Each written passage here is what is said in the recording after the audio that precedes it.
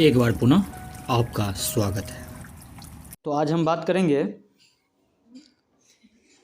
ऊर्जा के स्रोत, है ना। ऊर्जा के स्रोत क्या होता है? तो हम जानते हैं कि ऊर्जा के स्रोत को दो भागों में बांटते हैं, पारंपरिक स्रोत और अपारंपरिक स्रोत। तो इसको क्या है नहीं है, चलिए आज डिटेल से इसको पढ़ लेते हैं। ऊर्जा के स्रोत क्या है, पारंपरिक स्रोत क्या होता है, अपारंपरिक स्रोत क्या होता है, ऊर्जा के स्रोत हम किसको कहते हैं, है ना। तो आइए एक एक करके सभी टर्म को समझते हैं।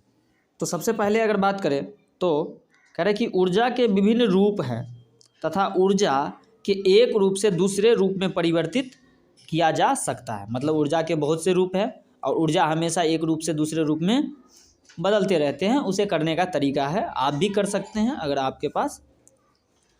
अब देखिए, ऊर्जा का स्रोत एक लंबी अवधि तक सुविधाजनक रूप से ऊर्जा की पर्याप्त मात्रा प्रदान करता है ना। ऊर्जा के स्रोत एक लंबी अवधि तक सुविधाजनक रूप से ऊर्जा की पर्याप्त मात्रा प्रदान करती है।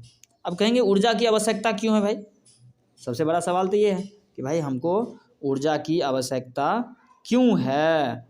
कहेंगे खाना बनाने के लिए हमको गैस चाहिए या जलावन चाहिए, लकड़ी चाहिए, कुछ भी चाहिए, तो वो क्या है, ऊर्जा से ही तो गैस खाना बनेगा, है ना। प्रकाश उत्पन्न करना है तो उसके लिए भी ऊर्जा चाहिए। हमको कहीं जाना है, पेट्रोल क्या है, ये भी ऊर्जा है। मशीन को चलाने के लिए चाहे बिजली से चलाइए चाहे तेल से चलाइए, वो भी क्या है, ऊर्जा है। उद्योग एवं कृषि कार्य में भी ऊर्जा की ज़रूरत है। तो इतने सारे जगहों पे हमें ऊर्जा की ज़रूरत है। देखिए, हम जब भोजन खाते हैं तो उस भोजन से भी हमें क्या मिलता है, तो हमें ऊर्जा मिलता है, ठीक है। अगर ऊर्जा ना हो तो हम कुछ नहीं कर सकते। ऊर्जा इतनी ज़्यादा ज़रूरी है, हमारे सब काम के लिए ज़रूरी है। तो बताओ कि कैसे पहचानें कि सबसे उत्तम ऊर्जा के स्रोत के लक्षण क्या है, कैसे पता चलेगा कि वो ऊर्जा सबसे अच्छा ऊर्जा है। तो इसको पता लगाने के लिए हम कैसे कर सकते हैं, तो कहेंगे उसको प्रति एकांक द्रव्यमान कैसा है।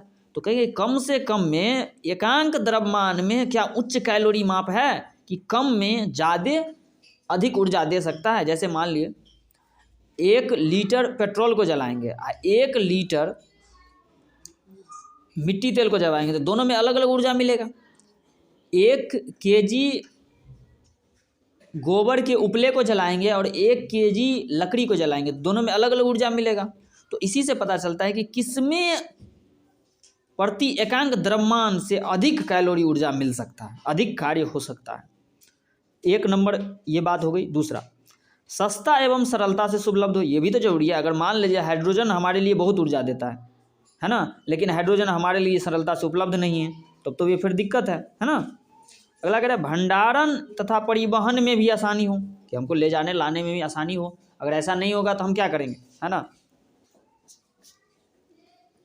प्रयोग करने में भी आसान तथा सुरक्षित होना चाहिए, है ना। ऐसा हो कि मान लो कोई प्रयोग करने जा रहे हैं उसका नुकसान पहुंच जाए, तब तो ऐसा भी कोई फायदा नहीं है।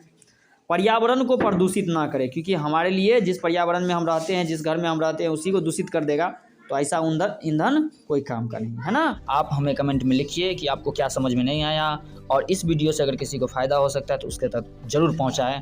आप सबों का पुनः एक बार धन्यवाद। आपका दिन शुभ हो।